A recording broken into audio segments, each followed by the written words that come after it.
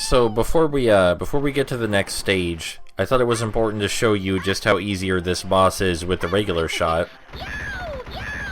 And I also wanted to tell you that there was a very bad typo during the conclusion of this boss battle with Malik.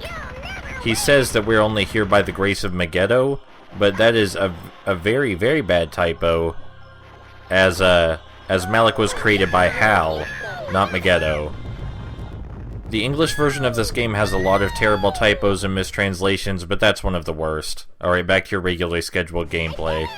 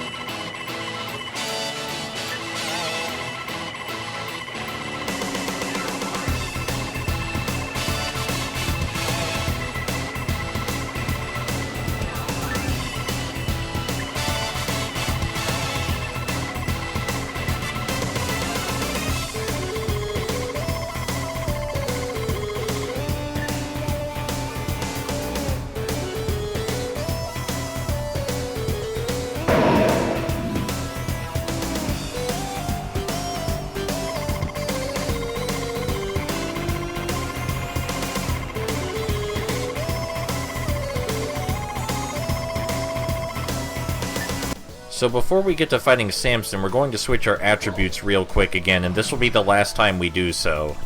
Samson has a particular groove he really likes to get into. He likes to fire a shot with one hand and then swipe at us with the other one.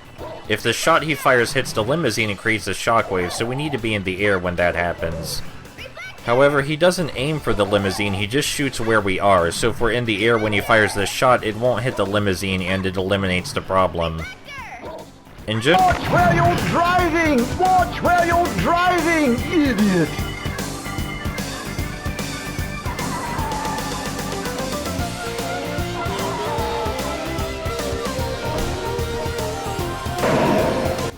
As I was saying, during this fight in general, we want to stay in the air for a long time because that's how we avoid most of his attacks, and we can stay in the air longer if we hold the reflector while we're up there.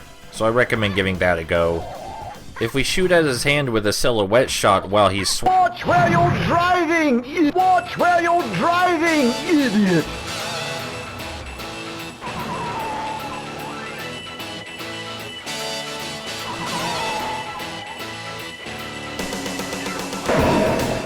As I was saying, if we shoot a silhouette shot at his hand while it's swiping, then he will actually deflect those shots back at us, so we need to be careful to only shoot Mirage shots at his hand while it's swiping toward us. In general, Samson isn't— Watch where you're driving! Watch where you're driving, idiot!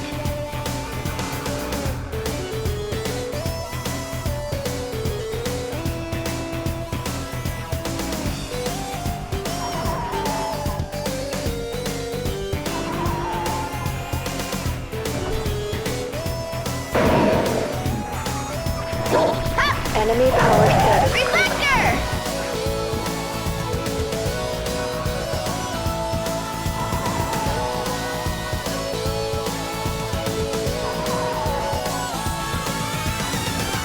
As I was saying, in general, Samson isn't so difficult as long as you keep in mind that you want to stay on the limo as little as possible. His pattern is actually relatively simple, and as long as you can avoid him shooting the car, it's a lot easier.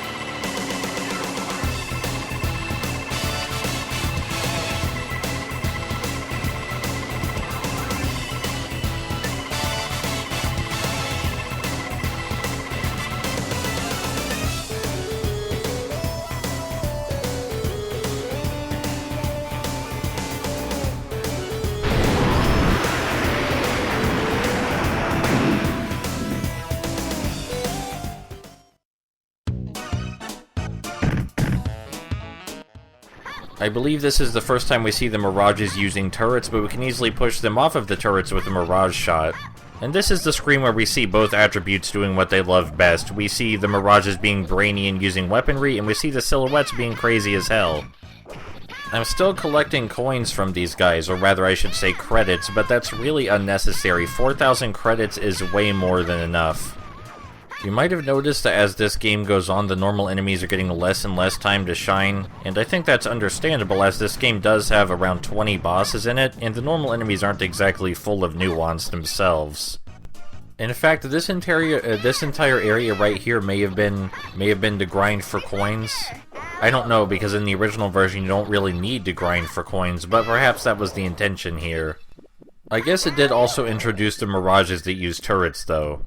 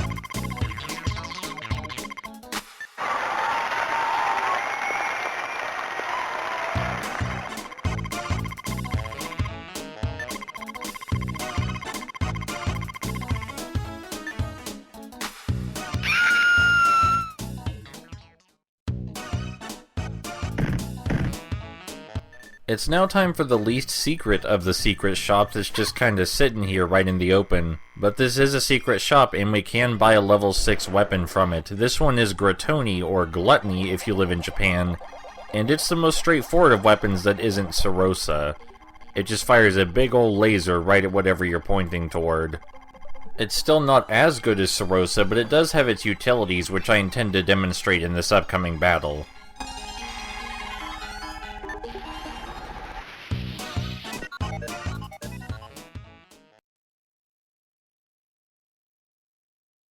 Surprise!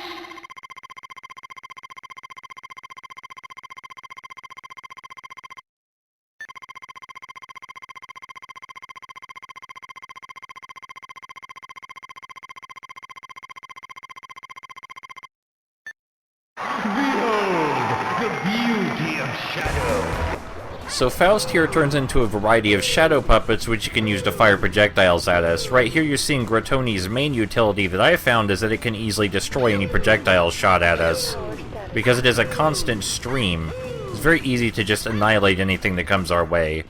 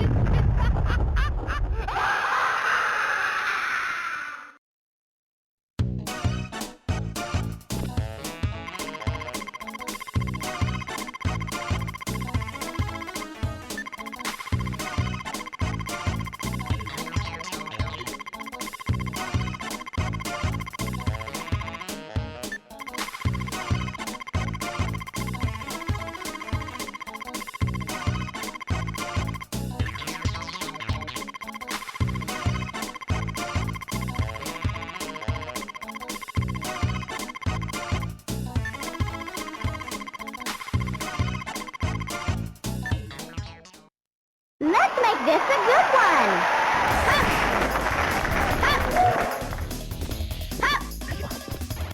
So this boss is definitely one of the most strange. I wouldn't consider her a real threat, but every so often she will fly up to the top of the screen and spin the slot machine. In order to stop the slots, we have to press the square button 3 separate times, and whatever we get when they match up pops right out of the bottom. Of course, there's no guarantee that we'll get a match, but many times we will. You may have noticed she's capable of blocking our attacks, and when she blocks them, that red bar underneath the slot machine fills up. That decides the severity or the quantity of the item we get. In this case, we get very severe lightning bolts. She can also drop marbles onto the floor which we can slip on, but if we reflect them they turn green and she'll slip on them instead. She also can't recall them when they're green, so they're just stuck out here now.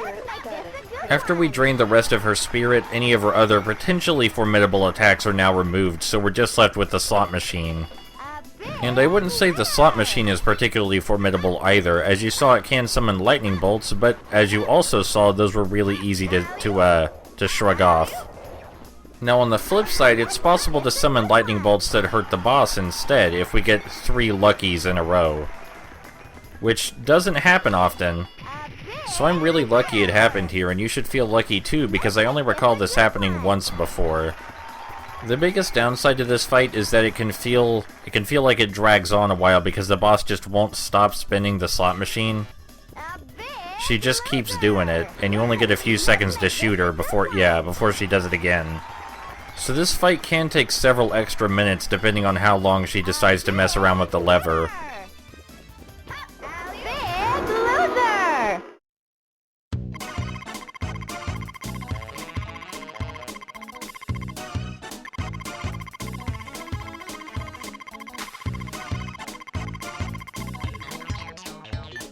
Let's make this a good one. A big winner! Big power punch!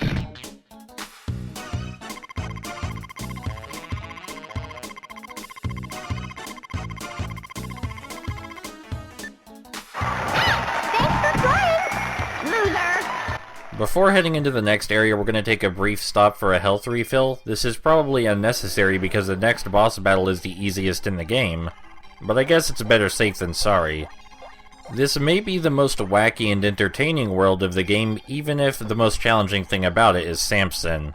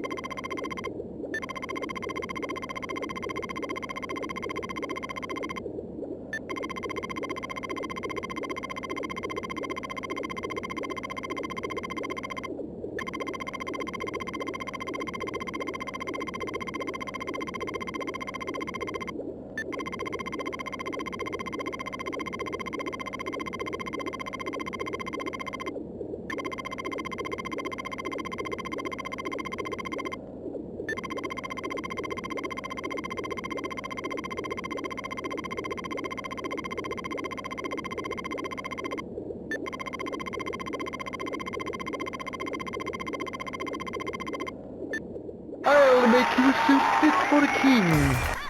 This boss fight is absolutely rich in character, though not rich in challenge. In order to change the attribute of the soup, we have to throw the silhouettes into it, using our power punch, of course. And every so often, Delia there will try and sniff the soup, and if he sniffs Silhouette Bubbles, he'll take damage. But if he sniffs Mirage Bubbles, it will fill up his spirit meter, and when his spirit meter reaches 100, he will perform an incredibly underwhelming attack that... Well, let's just say there's absolutely no reason for you to get hurt by his attack. Just like the previous boss battle, it can feel like this one drags on too long because of things outside of your control.